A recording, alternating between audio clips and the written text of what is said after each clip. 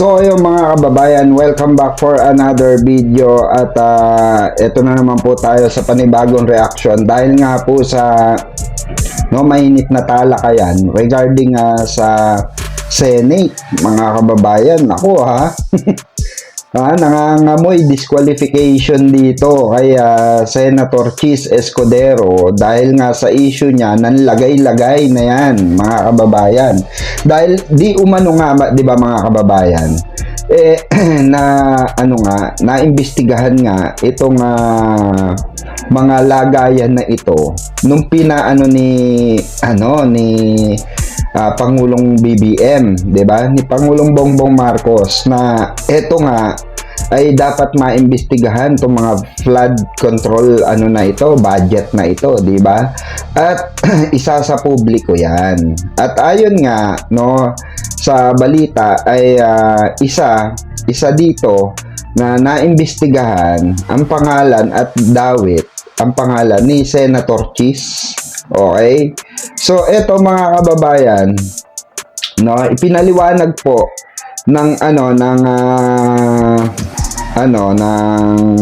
Commission on Election, okay, na may tendency ma-disqualify or mawala sa posisyon itong si Escudero kung mapapatunayan, okay, na nagkaroon ng lagayan, okay, ng money involvement sa kanyang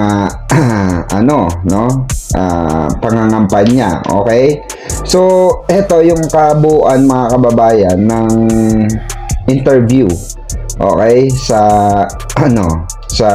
issue na ito, sa tinatalakay na issue na ito. Ito, pakinggan natin, mga kababayan. A veteran election lawyer reminding elected officials receiving campaign donations from government contractors is illegal. Attorney Romulo Macalintal cited the Omnibus Election Code and two COMELEC resolutions that ban persons who hold government contracts or subcontracts from making any contribution for partisan political activity. Macalintal adds this election offense carries the penalty of 1 to 6 years imprisonment and disqualification to hold public office. Earlier this week, Senate President Francis Escudero admitted receiving a campaign donation in the 2022 polls from the president of Centerways Construction and Development Incorporated, one of 15 government contractors identified by President Marcos as having bagged a huge chunk of the budget for flood control projects. Well, joining us now for discussion on this, COMELEC Chairman George Garcia. Mr. Chairman, good afternoon to you. Thanks for joining us today. Welcome to the program. Good afternoon, Ma'am Carmina. To all the televiewers, good afternoon. All right, so let's get down to the COMELEC resolutions. Aside from the Omnibus Election Code, you have resolutions 10772, 11109, which states that donations from domestic corporations to any political party or candidate is considered reasonable if it does not exceed 5% of the corporation's taxable income on the taxable year immediately preceding the election. That's very clear. The question is, COMELEC Chairman, how is this being circumvented by those who are running for office? The most recent controversy involving supposed contractors contributing public funds to the coffers of candidates, well, that is really illegal because under section, I will not use that our resolution. What I will just use, Ma'am Carmina, is section 95 of the Omnibus Election Code, section C, which prohibits any natural or juridical entity from contributing to a candidate or political party which juridical or natural entity has contracts with government, whether service or public works. Very clear under the provision of section 95, paragraph C. And therefore, that was really the basis of the resolution of the Commission on Elections. You see, section 95 are those who are prohibited from making contributions. As far as corporations are concerned, they are allowed to make contributions provided that you have read it's not more than 5% of their taxable income. But as far as those with contracts with the government, whether service or public works, they are absolutely prohibited from making donations or contributions to candidates. Well, you heard the soundbite. There was an admission coming from Senate President Chiz himself about the donation made by this contractor. What is his exposure there, Chairman? And what does he have to prove now to sort of tell the public that he did nothing wrong? But on the onset, face value, Chairman, did the Senate President commit something illegal? Well, Carmina, I will not easily jump into conclusions simply because I might be inhibited. Definitely a case or cases may be filed against those who received such kind of contributions or donations to the Commission on Elections, and therefore we have to really determine the culpability if there is any. But we have to likewise make a distinction.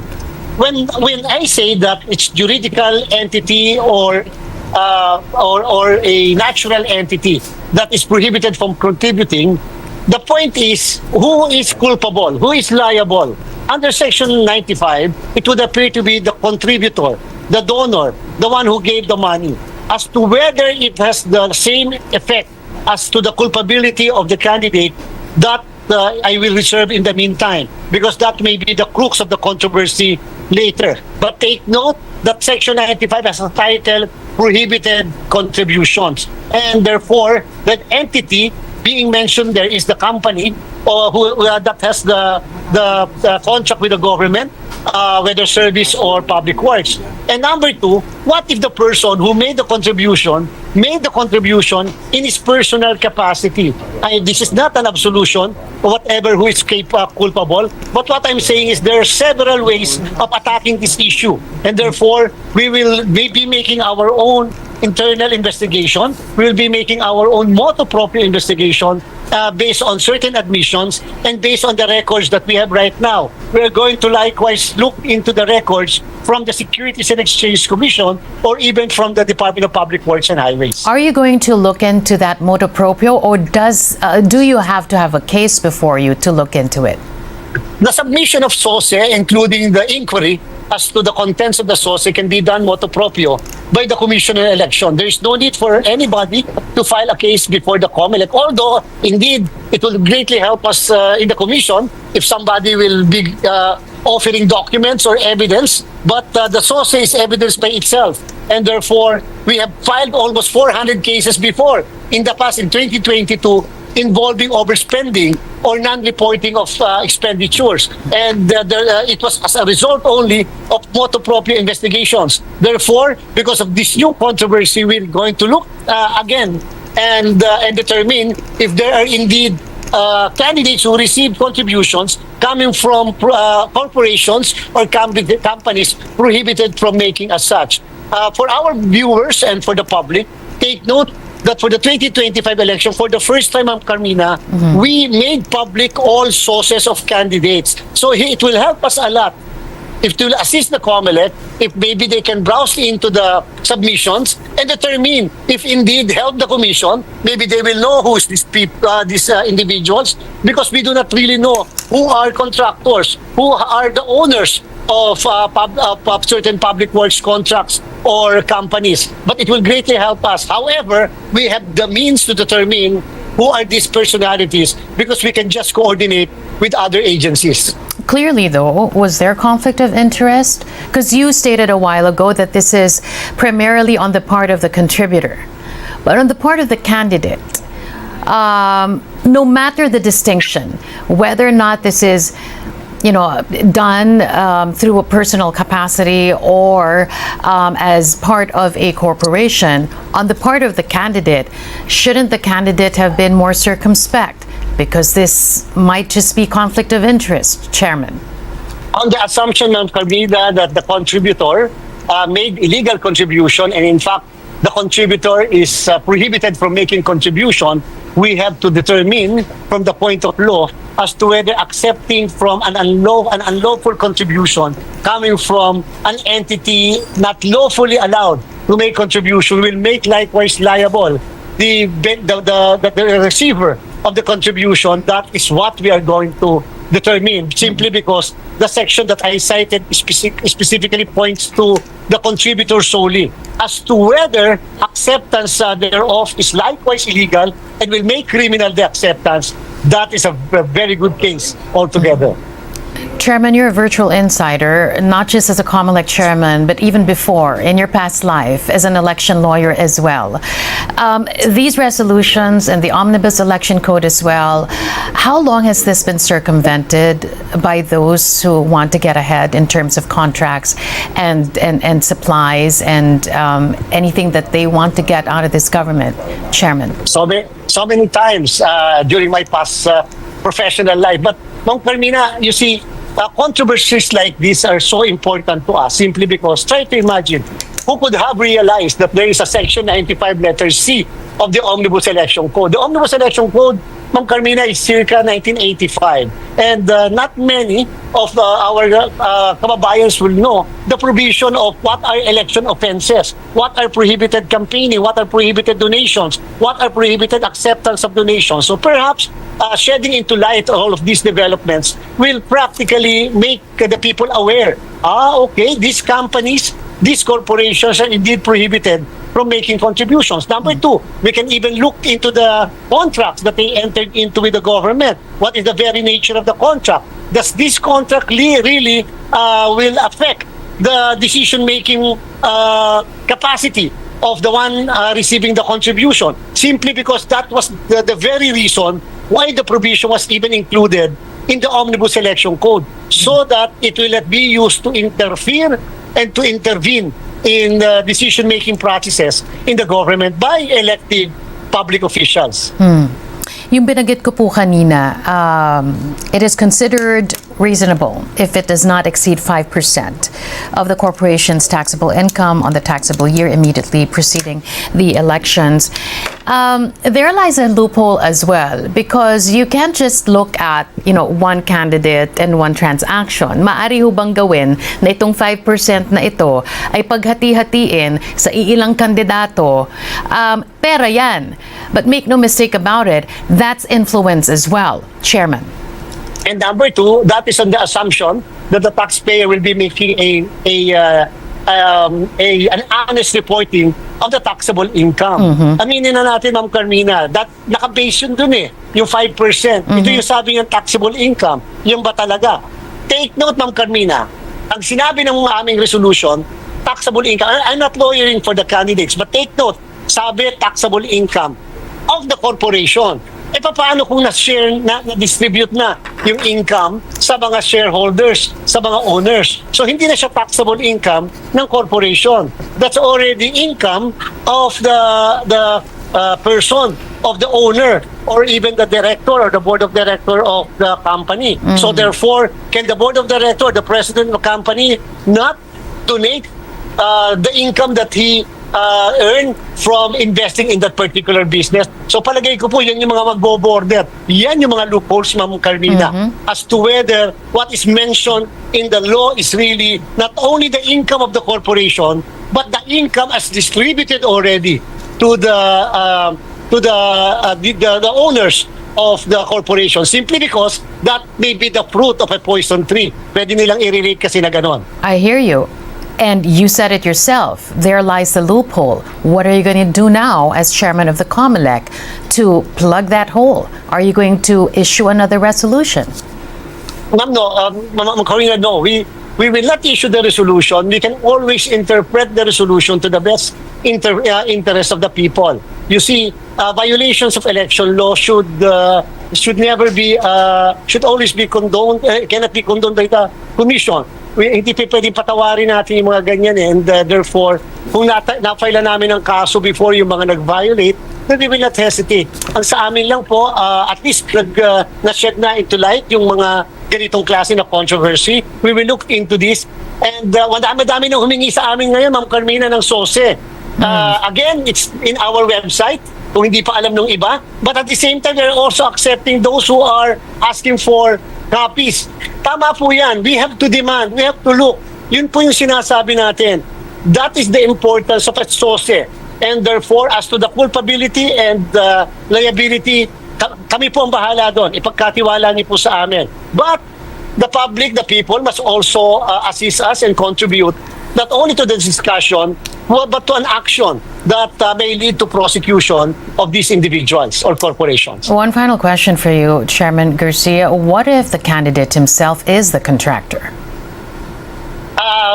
Well, let us determine from the point of view of a lawyer, contractor, corporation, sole corporation, meaning siya lang ba may-ari, o kalimitan ma'am kasi ako as a lawyer, alam ko, para ma-hide kasi minsan yung pag-aari, 1% lang ang pag-aari ng isang tao eh. So does it really matter na 1% siya at hindi siyang controlling interest doon sa corporation? Kung 1% siya, wala siyang decision-making and therefore that can be made as a defense likewise of a contractor who happens to be likewise a candidate. Pwede niya sabihin niyo kasi 1% lang naman siya. O kaya sabihin niya, katulad ng binanggit niyo kanina, may divestment already. So these are completely different picture altogether. But very important, expect that the COMELEC will be making motu proprio investigation in the coming days. Well, so far, what we have been talking about is what can be done after the fact. But you and I both know, and as you mentioned a while ago, this has been circumvented many times in the past. You saw this yourself, Chairman. So what needs to happen to protect our electoral system from all those who who want to secure contracts, who are running for office, just so that they can further either their own political or business interests at hindi po mamamayan ang nasa isip, kundi kung paano kumita at pagkakitaan ang gobyerno? Ma'am Carmina, I had always been an active there is always an active call from the Commission on Election. Sana naman po pakiusap na namin. Let us amend, revise, modify the Omnibus Election Code. 1985 pa po yun. Yung mga public works noon, yung mga simple pa lang noon eh. Complicated na nga noon, yung vote buying noon, iba na yung vote buying ngayon. We're hoping that we will be able to amend, revise the Omnibus Election Code so that yung mga modern problems na ganito, realities, mahahandle na natin. The COMELEC can only do as much. We will be very incompetent if we are going to apply still the old, very antiquated laws as against the new realities. Yung antiquated laws nga, napakadaming loopholes. How can we even prosecute? We will have probable cause. After probable cause, we will be filing cases. The courts will dismiss because of certain loopholes. So what can we do? The expectation ng tao, the COMELEC should be able to jail somebody. But however, we are using old laws na napakadaming buta. So yan po ma'am siguro, first thing first. But however, despite the antiquated laws, we will proceed with our mandate because that is what the people expected of us. Revise the Omnibus Election Code. I mean, we have been talking this for as long as I have known you, but still it remains to be a pipe dream. Do you think that these lawmakers will actually touch it with a 10-foot pole, given that this will end their political survival?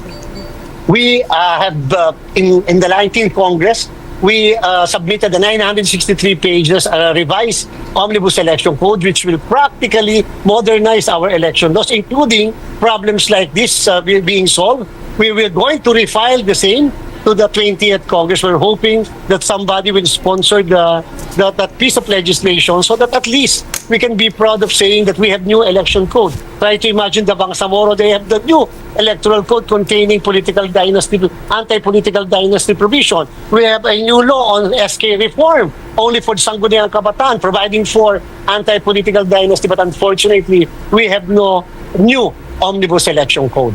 All right, we're going to have to leave it at that until the next. Nako mga kababayan, ayan. Narinig nyo naman mga kababayan. Kayo ba, sa tingin nyo mga kababayan nating mga nanonood ngayon, sa tingin nyo, sa pagkakaintindi nyo rito sa senaryo na ito or sa kaso na ito, dapat ba talaga na matanggal sa posisyon itong si Senator Chiz? Dahil alam naman natin na umalma si Senator Chiz dito. At sabi nga niya ay parang meron demolition job na nangyayari di umano na ginagawa ang mga galit at kalaban niya sa politika. 'Di ba? Ano masasabi nyo rito mga kababayan? Ako personal opinion ko, I don't think na may kinalaman ito sa demolition job na tinatawag. Dahil in the first place, ang daming nakasinsabit talaga. aminin natin sa hindi, no? Marami na po sabit itong si Senator Chiz sa pangyayaring ito. Sa mga pangyayari sa Senate, 'di ba? Na issue pa nga yan yung paggamit di umano ng marijuana diyan sa loob ng Senate, 'di ba? Habang meron sesyon, 'di ba? At ito nga ay sa party rin ng mga DDS, 'di ba? Ayan na mahirap mga kababayan. At sabi nga ay parang nabababoy na nga itong Senate simula daw nang maupo itong si Chiz, Senator Chiz, ayon sa mga netizens na na mga nanonood, nakakapanood, nakakarinig, 'di ba? Nakakapanood ng mga balita in mainstream media, 'di ba? Na dapat daw ay palitan na ito, 'di ba? Ako personally nga sabi ko, kung ano ang magiging desisyon at ihahatol kay Senator Chiz, 'di ba? Siguro i-accept na lang niya at tanggapin na lang yung pagkakamali, 'di ba? Di ka naman siguro perpekto para hindi ka magkamali, 'di ba? O i-accept mo na lang kung anong may nakita ka bang pagkakamali or may napatunayan bang pagkakamaling nagawa mo, 'di ba? I-accept mo na lang. And kung tatanggalin ka sa posisyon mo bilang isang Senate President, accept the reality, 'di ba? Dumaan naman siguro sa masusing investigasyon yan, mga kababayan. Hindi naman i-release yan in public kung hindi dumaan yan sa tamang proseso. Di po ba? So kayo, comment down below kung ano ang opinion nyo regarding sa issue na kinakaharap ni Senator Chiz Escudero at napapabalita na siya ay matatanggal or may posibilidad na matanggal bilang isang Senate President. Ayan. So, ayun, hanggang dito na lang muna ang ating video at reaction sa mga kaganapan dito sa mga nangyayaring issue na ito. Ayan. So, kung bago ka pa lang sa YouTube channel ko, mga kababayan, don't forget to like, share, and subscribe. I-click mo na rin notification bell para updated ka kay Birador Pikwa. Maraming salamat mga kababayan, mga ka-BBM. Ayan. Mabuhay po kayong lahat. Gangster, you know, we do that better than anybody. I bet you got it twisted, you don't know who to trust. So many player hating niggas trying to sound like us. Say they ready for the front, but I don't think they know it. Straight to the depths of hell is where them cowards going. Well, all you still down, nigga, holler when you see me. And let these devils be sorry for the day they finally free me. I got a caravan of niggas every time we ride. Hitting motherfuckers up when we pass by. Until I die, live the life of a boss player. Cause even when I'm high, fuck with